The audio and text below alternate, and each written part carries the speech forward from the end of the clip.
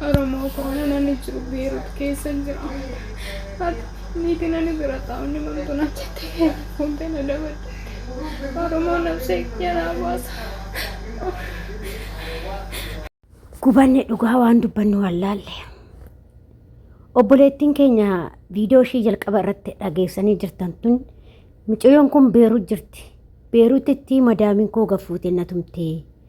Adaraa keessa maalu Oromoo koo du'a koona oolchaayi. Madaaman na tumtee gadi fuute na tumtee jechaa jirti. Maali kaayarana bakkuma hundatti maali fakkaatti dararamna nuti. Biyyuma kam keessattuu dararamaatuma deemnaa maali garuu maali balleessan kee.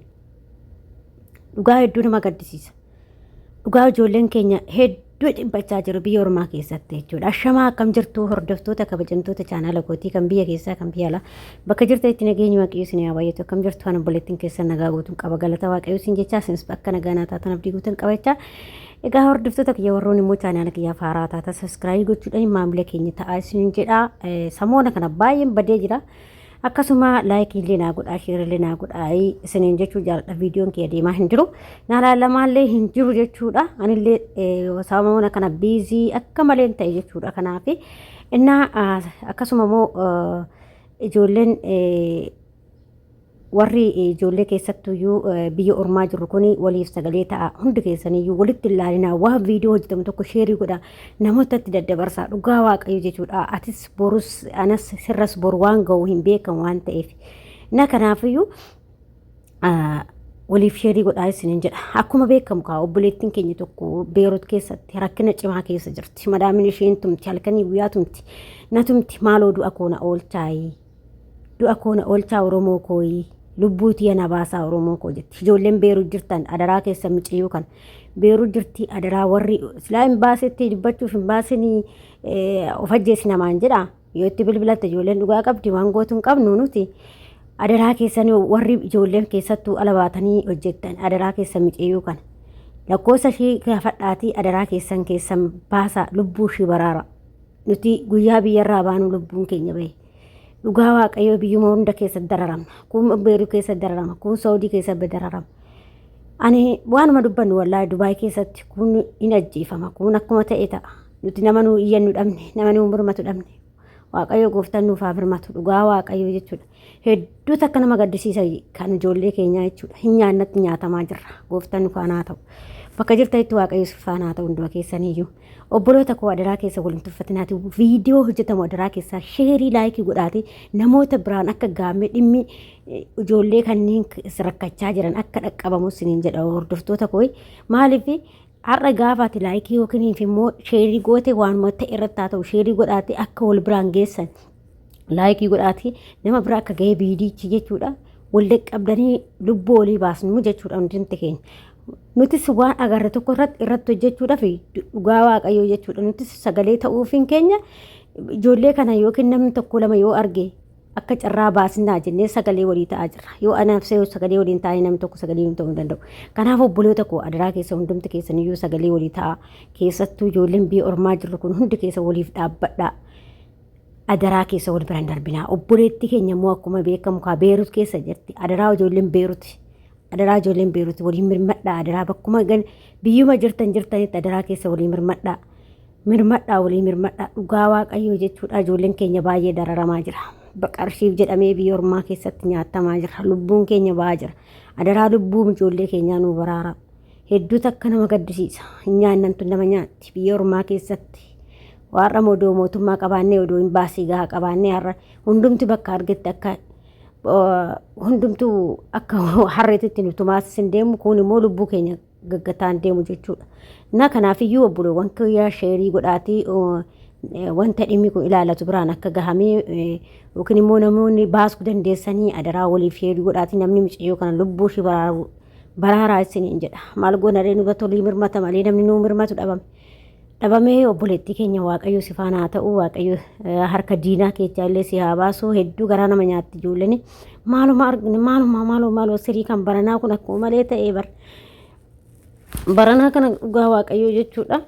Saawudiidha dhugaa rabbi Saawudii fi Beerut illee Saawudii illee Dubaay kun sadee sirii akka malee ijoollee keenya Joordoonis tokkoffaadha.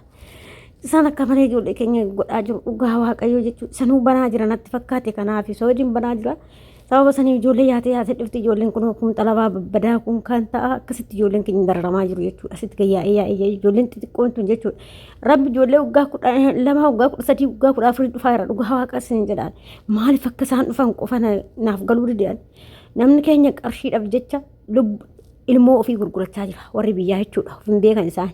Intalli tiyya naa geechee anis nan baafadha akkasiin jedhu hooga baasitti taasaan jechuudha. Anis nan baafadha intalli tiyya waggaa kanaa geesse mee bakka barbaadi mee bakka kana golsiin jedhu jechuudha. Kanaafiyyuu obboleewwan koo adaraa keessan illee namarraan deemtanii yeroo irraan deemtanii illee laallachaa deemaa akkasuma immoo ijoolleen biyyaa xixiqqoo yaatan kun of eeggannoo cimaa godhaa odoo nyaatanii kaatanii quufiin har'a lubbuu keessan dhabuun baay'ee nama gaddisiisa. Ijoollee baay'eedha. Keessattuu ijoollee nama haarawaa dhufaa jiran kun hedduutu lubbuu isaanii darbaa jira jechuudha. Maaliif waan baay'een beekan mana keessatti maaltu akka jiru beekan kaameroota beekan hinnan beekan wanni beekan hin jiru. Isaan wanni jedhu isaan bakka akka hin beektan isaan namaaf naamuu hin jiru. Akkasitti ijoollee keenya dararaa jiru jechuudha. Kanaaf jennaan immoo warroonni ijoollee keessan daa'imman biyyarraa yaasaa jirtan warri ofii keessaniyyuu warri daa'ima waggaa mana 10 gadii fiddan jechuudha. Mana 20 gadii as guurtan kun dhugaa waaqayyoo ilmoo teechan baraarfadha. Ilmoo keessa isinii wayya qarshiidhaaf jettanii ilmoo teechan qarshii ittiin gurguratina. Dhugaa waaqaa jechuudha. Isaan kan sirriitti dhumaa jiru ijoollee keenya jechuudha. Maaliif namni gojjoo gaafa hinna beekellee mana 20 ol ta'e hinna beetti ijoolleen 20 olii hundi isaatu jechuudha. Maaliif akkaataa itti bultu beetti obsitee cinqamtee waanuma feete soo taate jechuudha. Garuu ijoolleen tanaa gadi immoo akka fedha isaaniiti waan ta'eef ijoolleen mana 20 gadii urmii isaanii jiru kun akka fedhaaf garaa isaaniiti bakka akka barbaadan ta'uu qabu waan ta'eef siin dhagaani jechuudha. Kanaaf immoo asitti dhufanii isaanii kan lubbuun isaanii ba'u jechuudha. Waan tokko soo balleessan isaan immoo kan kaameraa waan tokko hin beekne jechuudha. Ijoollee waan faa moobaayilii faa qabattee hin beeknetu biyyaa yaa'ee asitti kaameraan qabee waan ta'an irra bu'u jechuudha. Kanaaf adaraa keessan ofii gadhaa ofii eeggannoo godhaa lubbuu keessan baraaraa keessattu ijoolleen haarawaa dhuftan ala baatanii dalaginaa waan isaaniin balleessinaa ofii eeggannoo godhadhaa adaraa lubbuudha birriif jettanii lubbuu teessaniin gurgurinaa. Silaa namni keenya qarshimaa jedhee daa'ima gurgurachaa jira namni xiqqishuu gurgurachaa jira. Intalli tiyya naa geechee jedheetuma asuma guuraa adaraa keessan of eeggadhaa lubbuu keessan of baraaraa lubbuun takkitti yoo baate hin argamtu siniin jedha. Akkasuma obboleettii keenya kaa waaqayyo harka diinaa keessaa ishee haa baasuu hedduu takka garaana nyaattee baay'ee tokko garaana nyaattee mucayyoon tun jechuudha. Maaliif isheen illee akkuma anaati akkuma si'iiti nan dalagadha jetteeti biyyaa baate malee waan kanan ta'atii miti. Garuu kaa biyya ormaatti tumamaa jirti biyya ormaatti dararamaa jirti jechuudha. Daa'imni tumme jetti wayyoo. Malo dhugaa waaqayyo ijoollee teenya maaluma goonu wallaalle akkam goona guyyaa guyyaadha waan namni nu argarra hin jiru. Kun hin ajjeefama kun hin tumama kun hin dararama wayyoo haadha ta'u. Nyaannan nama nyaatti dhugaa ijoolleen dhumte nu keessa maal abbo dhuma sirii baran ammoo sirii akkam deebasee jechuudha. Kanaaf adaraa keessan of eeggadhaa. Biiroo qabna jettanii biiroo homaa wanni xiqqoo inni isinii godhu jiru biiroon adaraa keessan walii mirmadhaas namti warri biyya ormaa jiru kun walii maa mirmannu sagalee walii haa taanu adaraa keessan obboloota koo hedduu takka na gaddisiise dhugaa waaqayyo. Takkas kun kaleetti Dubaayitti duutes waan ishiin taatee duute beekamu gaammaa jechuudha. Hedduu nama gaddisiisa dhugaa irra dhuftee ijaa keessatti jechuudha isheenis. Wayyoo haadha ta'u nyaannan tun nama nyaatti. Yaa waaqayyo tarka nurra qabadhu nagaan nu galchi. Gubanni dhugaa waan dubbannu wallaalle. Mar'imaan nu gubate.